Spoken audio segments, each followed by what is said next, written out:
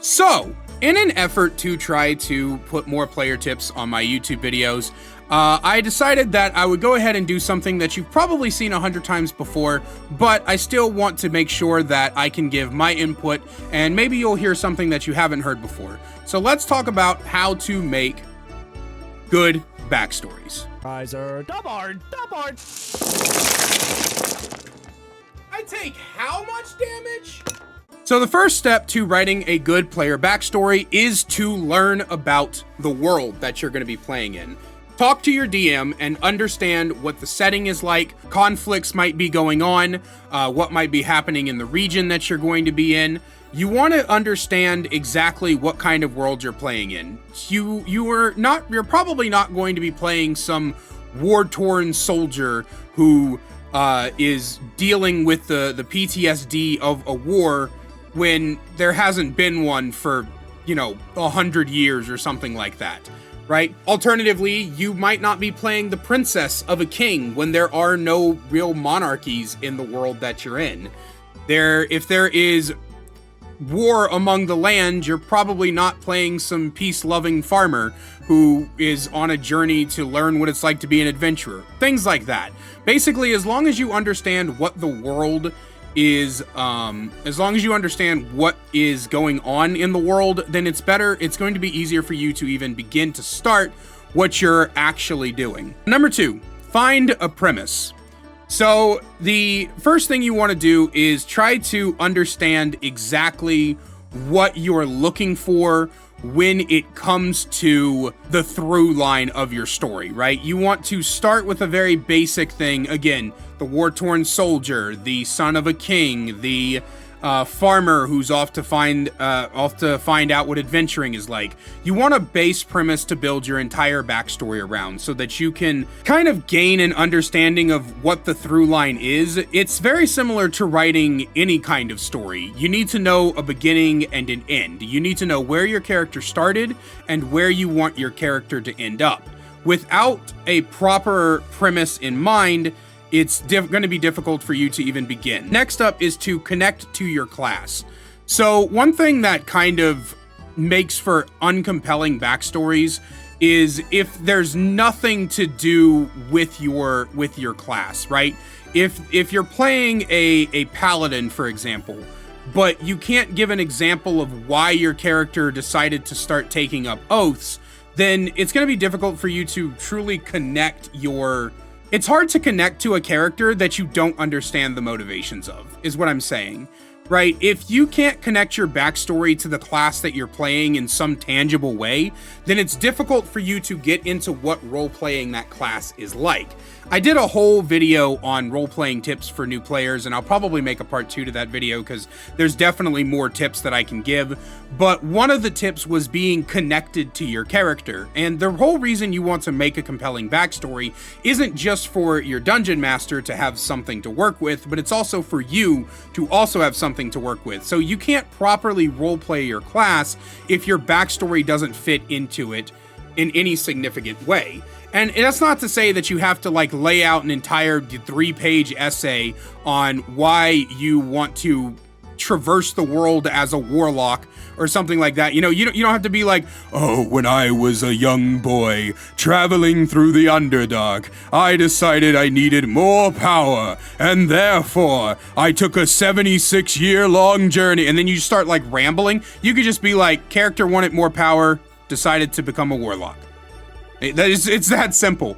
But as long as you're connecting your class in some way and connecting what brought you into being that class, you will find that it's a lot easier to connect to your character, both in a roleplay sense and for your DM to actually work with what they're doing. Next up is to set goals, connections, flaws, and quirks. One of the most boring ways someone can do a backstory is to basically have nothing available, right? So all of the goals, all of the, you might say oh, I'm traveling to find my parents' murderer.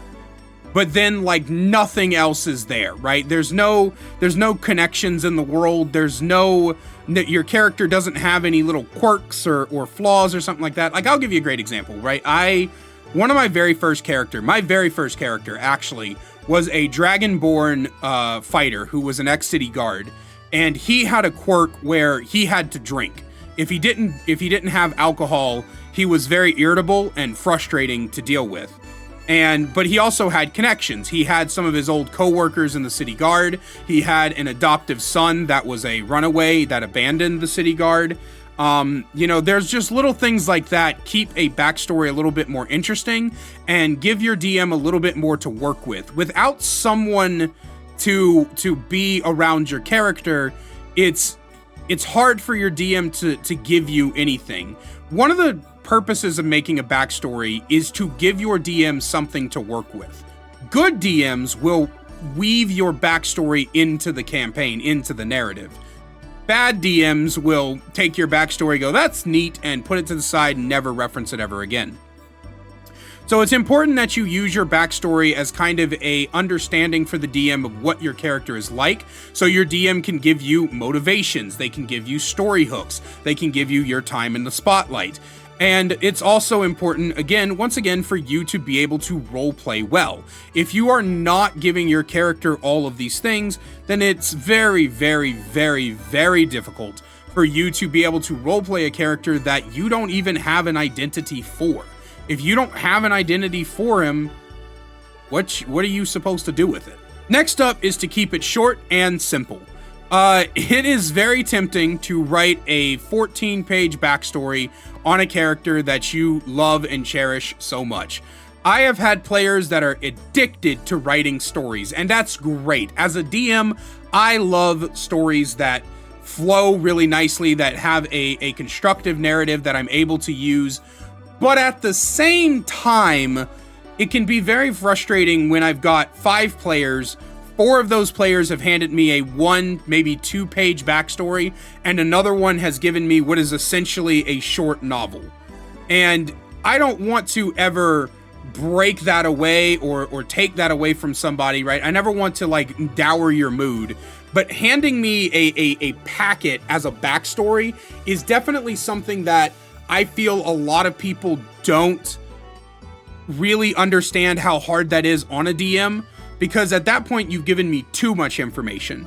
So take everything I've given you today, the premise, the goals, the flaws, the quirks, the connection, and everything, and make sure you keep it to 1 or 2 pages.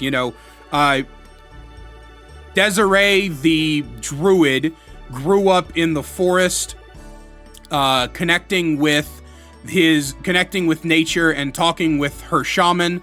And one day her shaman gave her a special quest to go out and find herself on a journey of her own.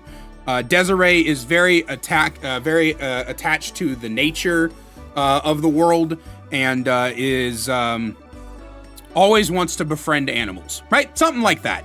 It's simple, it's short and sweet. Obviously, you can clean it up a little bit. You want to give the shaman a name and things like that, but you want to find out how to compact 14 pages worth of backstory into 1 to 2 pages worth of backstory.